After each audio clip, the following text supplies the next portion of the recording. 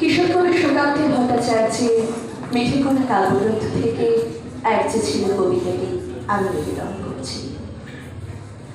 এক যে ছিল আপন ভোলা কিশোর, স্কুল তার ভালো লাগতো না, সহ্য হতো না পড়াশোনার ঝামেলা।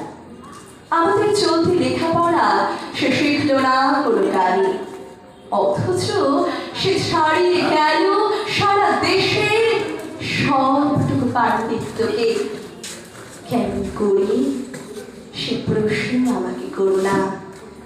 বড় মানুষের মধ্যে গরিবের মতো মানুষ, তাই বড় হয়ে সে বড় মানুষ না হয়ে মানুষ হিসেবে হলো অনেক বড়।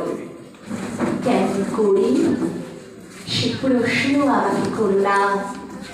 গান সাধারণ কথায় সে মানে, অথচ স্বর্গের বাগান থেকে সে চুরি করে আনলো তোমার আমার গান। কবি ছবি আঁকার অভ্যাস ছিল না ছোট বয়সে, অথচ শিল্পী বলে সেই পেল শ্রেষ্ঠ শিল্পীদের সম্মান। কেমন করে সে প্রশ্ন আমাকে করো না। মানুষ হলো না বলে চেয়েছিল তার দিদির আক্ষেপের বিষয়। অনেক দিন অনেক বিদ্রোহ যাকে করেছে আহত, সেই একদিন চোখ লাগিয়ে করল দিগ্বিজয়।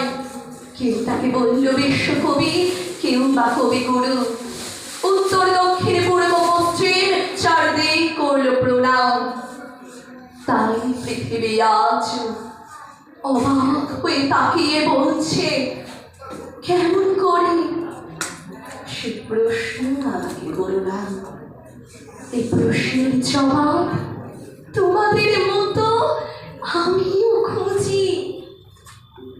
নমস্কার।